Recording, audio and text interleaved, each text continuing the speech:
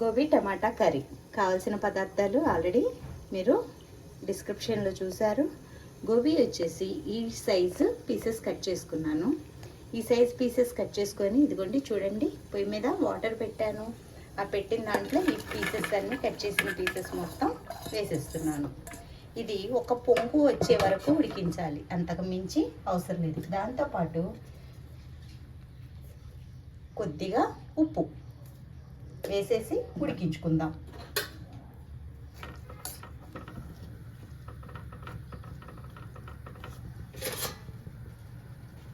ఇదిగోండి మూత పెట్టేసాను. ఒక పొంగు రాగానే చూస్తున్నారు కదా, ఒక పొంగుకి వచ్చేదాకా ఉడికించాను. దీన్ని ఇంకా మనం స్ట్రెయిన్ చేసేద్దాం.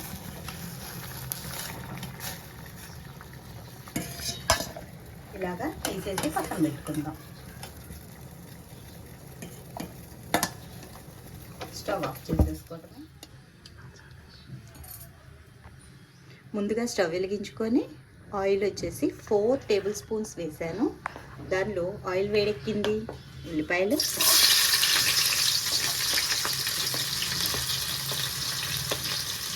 అలాగే పచ్చిమిర్చి వేయించుకోవాలి.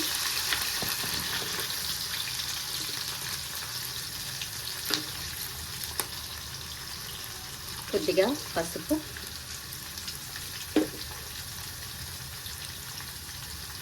రుచికి సరిపడా ఉప్పు,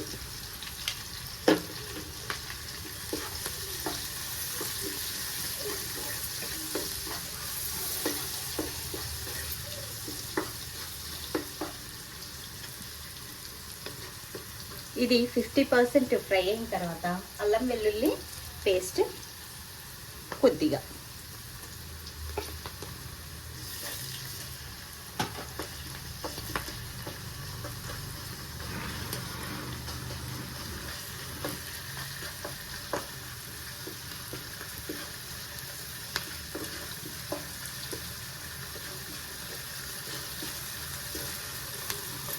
ఇలాగా బాగా ఫ్రై అవ్వాలి.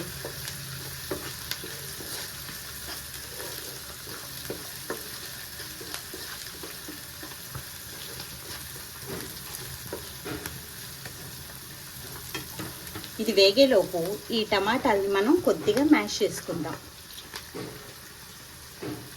ఎందుకంటే కర్రీలో చాలా తొందరగా పడుతుంది.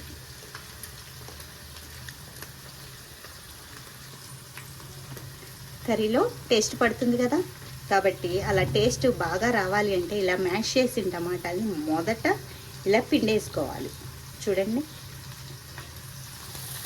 ఇలా పిండేసి ఈ టమాటా జ్యూస్ మొత్తం మనం పక్కకు ఉంచుకుందాం. ఇలా వేయటం వల్ల టమాటా కూడా చాలా ఫాస్ట్గా మగ్గిపోతుంది.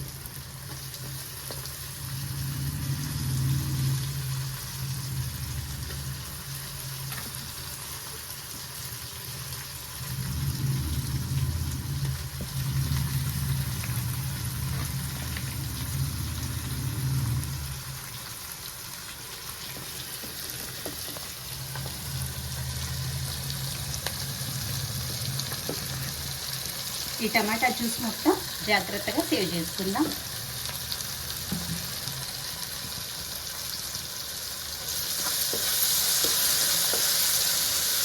ఇది మెత్తగా మగ్గిపోయే వరకు సిమ్లో మగ్గించుకుందాం.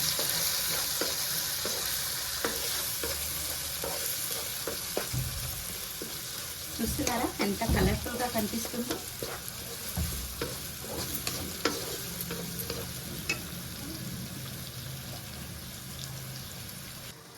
కరివేపాకు కొద్దిగా వేసాను.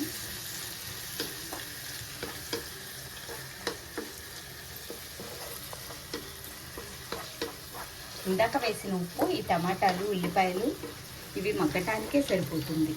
మనం ఎప్పుడైతే క్యాలీఫ్లవర్ వేస్తామో అప్పుడు ఇంకొద్దిగా వేసుకోవాల్సి ఉంటుంది. టమాటాలు మగ్గిందాక మనం వెయిట్ చేయాల్సిందే.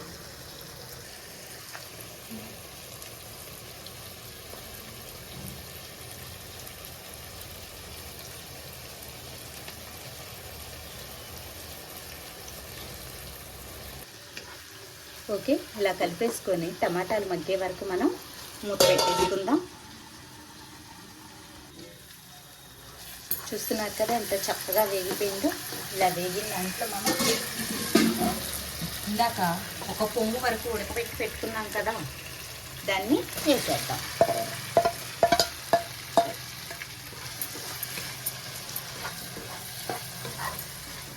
ఈ ప్రాసెస్ మొత్తం కూడా మనం చాలా సిమ్లోనే చేసుకోవాలి, హైలో పెట్టకూడదు. ఎందుకంటే ఇందులో మనం వాటరు అంటూ ఏమీ ఎక్కువగా వాడం, అతి కొద్దిగా వాడతాం కాబట్టి ఇది మొత్తం కూడా మనం సిమ్లోనే చేసుకోవాలి.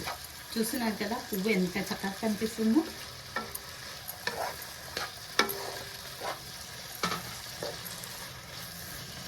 ఆ తర్వాత ఈ టమాటా పులుసు ఇందాక పిసికి పెట్టాం కదా, దాన్ని కూడా ఉంచేసేద్దాం.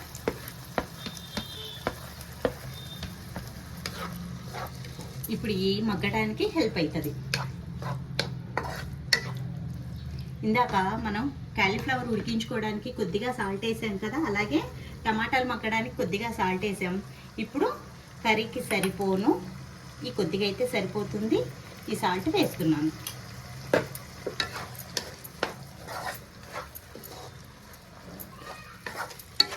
అన్నీ రెడీ చేసి పెట్టుకుంటే ఎగ్జాక్ట్గా 10 అంటే 10 నిమిషాల్లో ఈ కర్రీ మనం చేసేసుకోవచ్చు. అన్నంలో కలుపుకున్నా కానీ మనకి వేరే నంచుకోవడానికి అవసరమే లేదు, ఎందుకంటే వీటిని పీసెస్గా మనం తీసుకొని తినడానికి వస్తుంది. చూస్తున్నారు కదా, ఇదిగో గ్రేవీ ఎలా వస్తుందో.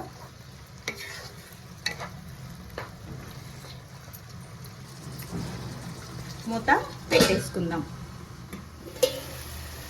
చూసారా, మనం ఓన్లీ ఇందులో టమాటా రసం మాత్రమే వేసాను, ఎంత జ్యూసీగా వచ్చిందో. ఒకసారి కలిపేసుకొని దీనిలోకి కారం ఎక్కువగా పట్టదు, ఎందుకంటే మనం పచ్చిమిర్చి వేసాము, అలాగే అల్లం వెల్లుల్లి వేసాము. కారం వచ్చేసి ఈ చిన్న స్పూన్తో 2 స్పూన్లు సరిపోతుంది.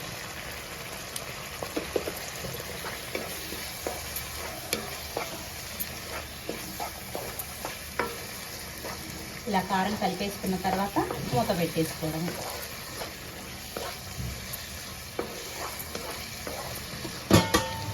మూత పెట్టేసుకున్నాను.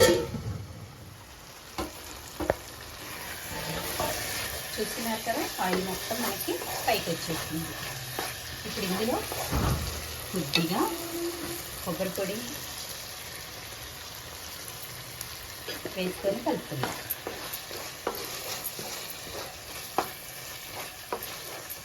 Chapati, bagara rice, white rice, దేనిలో అయినా సరే ఈ కర్రీని మనం తినొచ్చు.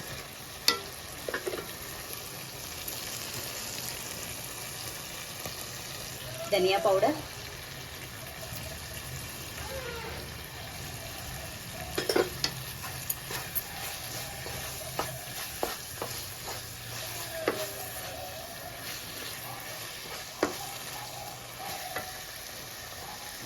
కొద్దిగా కొత్తిమీర,